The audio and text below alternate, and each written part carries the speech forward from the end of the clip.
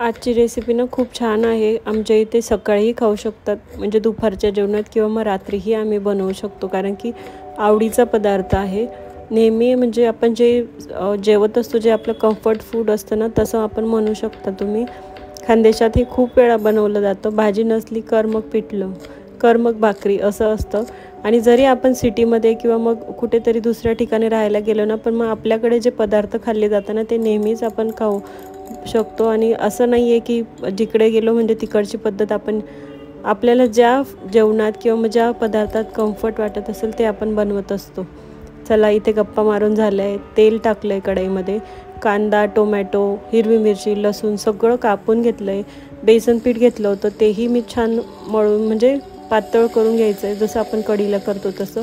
आणि कढईत आता जिरं, मोहरी नाही टाकली तरी चालते. जिरं, लसूण, हिरवी मिरची, कांदा, टोमॅटो सगळं आपल्याला फोडणीला घालायचं आहे. छान मस्त कडक फोडणी बसवायची आपल्याला आणि मस्त परतून घ्यायचं. तुम्ही बघू शकताय. मीठ टाकायचं आहे त्यात. नंतर आपण जे बेसनचं बॅटर बनवून घेतलं होतं पातळ, ते टाकायचं आहे. टाकल्यानंतर आपल्याला मिक्स करून घ्यायचं आहे छान. अगदी पातळ जरी दिसत असलं ना, तरी ते शिजवून छान, आपण जेवढं पिठलं शिजवलं ना तेवढी त्याची टेस्ट वाढत असते आणि तेवढं छान लागतं ते. वरतून मी हळद टाकली होती आणि मिक्स करून घेते. आणि आता इथे मी याला फक्त एकदम बारीक गॅसवर 15 मिनटं किंवा 10 मिनटं शिजवून घेणार आहे. जेवढं पिठलं शिजलं ना तेवढी त्याची टेस्ट छान लागते. शिजवल्यानंतर वरतून कोथिंबीर ॲड केली. बघू शकता तुम्ही, ज्यावेळेस असे बबल्स येतात ना त्यावेळेस आपण समजू शकतो की पिठलं अगदी छान शिजलं आहे. आणि आता मी फक्त मिक्स करून घेणार आहे आणि साईडला एक बारीक गॅसवर 2 मिनटं ठेवणार आहे. मी साईडला ठेवून घेणार आहे. भाकरी बनवायच्या आहेत मला. भाकरी बनवायला ना मी इथे पीठ गाळूनच ठेवते. बाजरीचं पीठ घेतलं आहे. बाजरी, ज्वारी आम्ही दोन्हीही भाकरी खातो आणि पिठल्यासोबत भाकरी छान लागते असं मला वाटतं. आमच्या इथे आवडतं आहे म्हणून मग मी तेच बनवते. अगदी पातळ असतं भाकरी, एकदम जाड नसतं. इथे मी भाकरी रेसिपी वगैरे काही दाखवत नाही आहे. छान इथे पीठ मळून घेतलं आहे आणि मला जेवढा गोळा लागतो तेवढा मी करून घेते.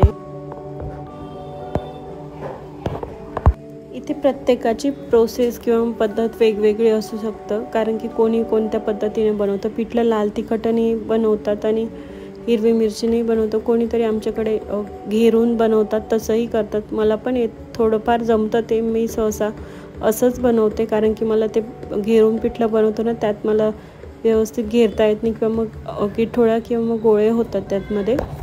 आणि आता तर असं आहे ना, एकच पदार्थ असतो, इन्ग्रेडियंट्स सगळे सेम असतात, पण प्रत्येक ठिकाणी वेगवेगळ्या पद्धतीने बनवला जातो.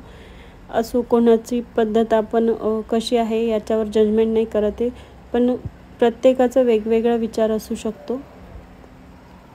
बोलता बोलता माझ्या भाकरी इथे होत आल्या आहे. एक भाकर टाकून झाली आहे. आता अजून मला एकच करून घ्यायची आहे. मस्त भाकरी शेकण्यात आली आहे आणि एक जितकी पातळ असेल ना तितकी छान फुलते ही भाकर आणि मस्त लागते. बघू शकताय तुम्ही, इथे छान फुलली आहे भाकर. भाकर बनवायला मी आता एक्सपर्ट झाली आहे.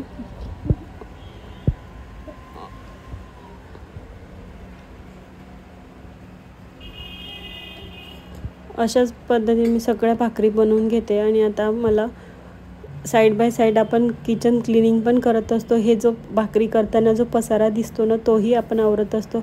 माझ्या भाकरी झाल्यासोबत मी लगेच आवरून घेतलं होतं. करतानाही मी साफ करतच असते, पण गॅस जो गरम असतो त्याला आपण हात लावू शकत नाही, म्हणून मग मी थोडं थोडं लांबूनच करून घेते. इथे मस्त ताट वाढून घेतलं आहे. कांद्याची पात होती माझ्याकडे, मी कापून वगैरे ठेवली होती, तीच घेतली. थोडीशी लोणचं ठेवायचं राहिलं होतं, लोणचंही घेऊ शकता तुम्ही याच्यासोबत. आणि मस्त असं साधं पण हेल्दी आणि पौष्टिक असं जेवण तयार आहे. कसं वाटलं मला नक्की सांगा. बाय.